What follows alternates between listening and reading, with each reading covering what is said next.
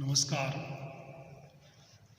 आज हम बीएड प्रथम वर्ष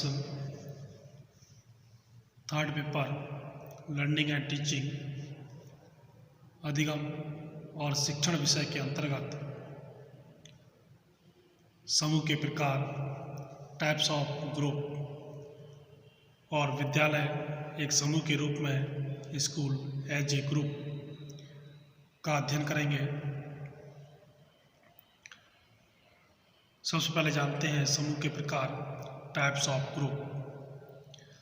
समूह को दो भागों में बांटा जा सकता है, स्वाभाविक और कृत्रिम समूह। स्वाभाविक समूह नेचुरल ग्रुप्स।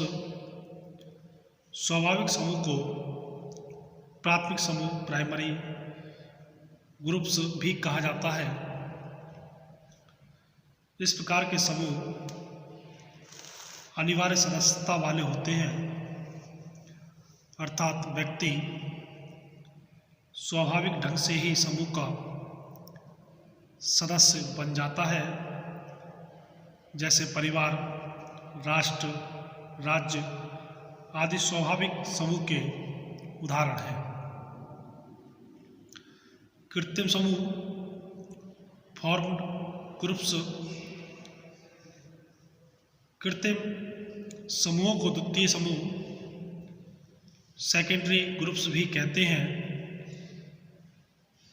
इस प्रकार के समूह की सदस्यता ऐच्छिक होती है, जैसे विद्यालय, क्लब, राजनीतिक दल या मनोरंजन संबंधी संस्थाएं। ड्रेवर ने मानसिक विकास के आधार पर समूहों को 3 भागों में विभक्त किया है: प्रत्यक्षात्मक स्तर के समूह, विचारात्मक स्तर के समूह और विवेकात्मक स्तर के समूह। प्रत्यक्षात्मक स्तर परसेप्चुअल लेवल के समूह प्रत्यक्षात्मक व्यवहार अर्थात मूल प्रवृत्तियों पर आधारित होते हैं। इन्हें सर्वाधिक निम्न समूह का स्तर माना जाता है। भीड़ रूपी समूह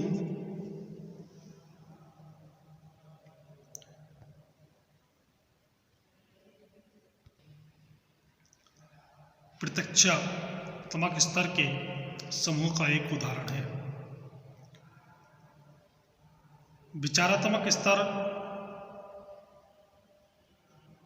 के समूह का आधार विचारों की समानता होती है। इस प्रकार के समूहों के स्थायी भाव पर आधारित होने के कारण ये प्रत्यक्षात्मक स्तर के समूहों से उच्च कोटि के होते हैं। गोष्ठी रूपी समूह विचारात्मक समूह के उदाहरण हैं। विवेकात्मक स्तर राशनल लेवल के समूह सर्वोच्च स्तर के समूह होते हैं, जो आदर्शों और व्यापक उद्देश्यों पर आधारित होते हैं। समुदाय रूपी समूह विचारात्मक स्तर के समूह होते हैं। भीड़ या क्राउड किसी अप्रत्याशित घटना के घट जाने पर लोग उत्सुकतावश एकत्रित हो जाते हैं, जिसे भीड़ कहते हैं। भीड़ तात्कालिक उद्देश्य के लिए एकत्रित होती है और उत्सुकता और उत्तेजना की समाप्ति पर तितर-बितर हो जाती है। इस प्रकार के समूह अस्थायी और असंगठित होते हैं। भीड़ सदैव मूल प्रवृत्त्यात्मक होती है, जिसका प्रयोजन और उद्देश्य पूर्व निश्चित न होकर क्षणिक अथवा अस्थायी होता है। स्पष्ट है कि भीड़ एक अस्थायी समूह है, जो किसी सामान्य उत्सुकता, जिज्ञासा अथवा उत्तेजना के कारण स्वतः बन जाता है और कुछ ही समय के उपरांत समाप्त हो जाता है। गोष्ठी या क्लब। गोष्ठी भीड़ की अपेक्षा अधिक स्थायी और पूर्व नियोजित होती है। गोष्ठी के उद्देश्यों का निर्धारण पहले से ही कर लिया जाता है। प्रयोजन के अनुरूप गोष्ठी कई प्रकार की हो सकती है, जैसे साहित्य, संगीत, कला, खेल, मनोरंजन, राजनीति, धर्म, व्यापार आदि से संबंधित गोष्ठियाँ हो सकती हैं। एक गोष्ठी के सभी सदस्यों की रुचियाँ समान होती हैं। प्रत्येक गोष्ठी के अपने कुछ नियम होते हैं जिनका पालन गोष्ठी के सभी सदस्य करते हैं। एक व्यक्ति अनेक गोष्ठियों का सदस्य हो सकता है। गोष्ठी अधिक स्थायी, सुदृढ़ और प्रयोजनात्मक होती है। समुदाय या कम्युनिटी। समुदाय समूह की उच्चतम श्रेणी है। समुदाय के उद्देश्य व्यापक होते हैं। समुदाय में व्यक्ति हित, समाज हित और जनहित में समन्वय होता है। समुदाय के सदस्य समुदायों के आदर्शों की रक्षा करना अपना परम कर्तव्य मानते हैं। अब बात करते हैं कि विद्यालय एक समूह के रूप में कैसे है। School as a group.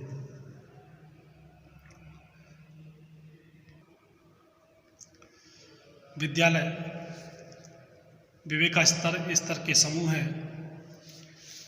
विद्यालय रूपी समूह की प्रमुख विशेषता है इस प्रकार है, जिसमें सबसे पहले आता है समूह का स्थायित्व, परमानेंस ऑफ ग्रुप। किसी भी उच्च स्तरीय समूह में स्थायित्व का होना, स्टेबिलिटी का होना अत्यंत आवश्यक है। भीड़ अथवा गोष्ठी आदि में स्थायित्व नहीं होता है। स्थायित्व की दृष्टि से विद्यालय को समुदाय और समाज के रूप में स्वीकार किया जा सकता है। भीड़ और गोष्ठी में व्यक्ति अल्प अवधि के लिए एकत्रित होते हैं, परंतु विद्यालय में अध्यापक और छात्र अनेक वर्षों तक साथ साथ रहते हैं और एक दूसरे से संपर्क स्थापित करते हैं। विद्यालय में भिन्न भिन्न प्रकृति के छात्र और अध्यापक होते हैं जो परस्पर अंतःक्रिया करके एक दूसरे के अनेक गुणों को प्रभावित करते हैं। समूह के प्रति चेतना, कॉन्शियसनेस अबाउट द ग्रुप, समूह के अस्तित्व के लिए आवश्यक है कि समूह के सदस्य समूह के कार्यों की समीक्षा करते रहें, जिससे उन्हें अपने कर्तव्यों का बोध रहे। यह बात विद्यालय में पाई जाती है। विद्यालय के सदस्य अर्थात प्रधानाचार्य, अध्यापक, प्रबंधक और छात्र एक दूसरे के कार्यों की समीक्षा करके उन्हें अपने कर्तव्यों के प्रति सजग रखते हैं। समूह के सदस्यों में यह भाव होना चाहिए कि वे समूह के सदस्य हैं और उस समूह के प्रति उनके कुछ कर्तव्य और अधिकार हैं।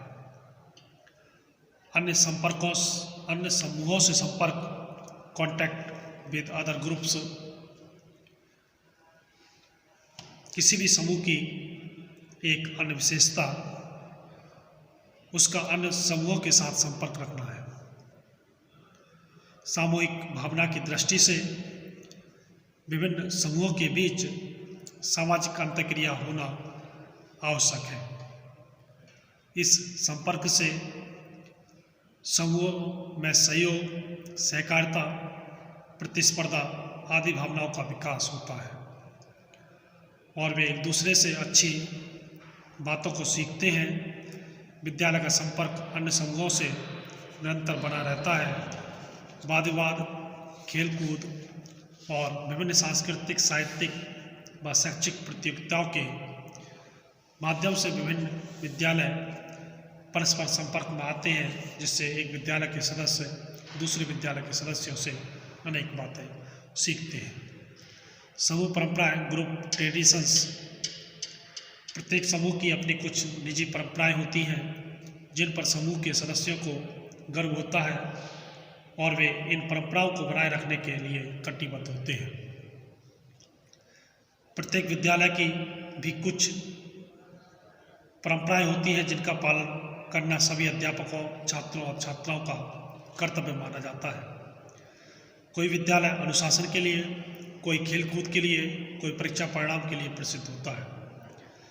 विद्यालय के अध्यापक और छात्र अपने विद्यालय की प्रसिद्धि को बनाए रखने का प्रयत्न करते हैं। कर्तव्यों का विभाजन, डिवीजन ऑफ ड्यूटीज। समूह के सदस्यों के मध्य कर्तव्यों का एक स्पष्ट और उचित विभाजन होता है। समूह के प्रत्येक सदस्य के क्या कार्य हैं, क्या कर्तव्य हैं, इसके निर्धारण के बिना समूह के सदस्य अपने उत्तरदायित्वों का निर्वाह ठीक ढंग से नहीं कर सकते हैं। प्रत्येक व्यक्ति को उसकी रुचि और योग्यता अनुसार ही कार्य दिए जाते हैं। विद्यालयों में भी प्रबंध समिति, प्रधानाचार्य, अध्यापक गण, कर्मचारीगण और छात्र छात्राओं के कर्तव्य सुनिश्चित होते हैं। सभी लोग अपने अपने कर्तव्यों का ठीक ढंग से पालन करते हैं। तो ये था समूह के प्रकार और विद्यालय एक समूह के रूप में, टाइप्स ऑफ ग्रुप और स्कूल एज ए ग्रुप। धन्यवाद।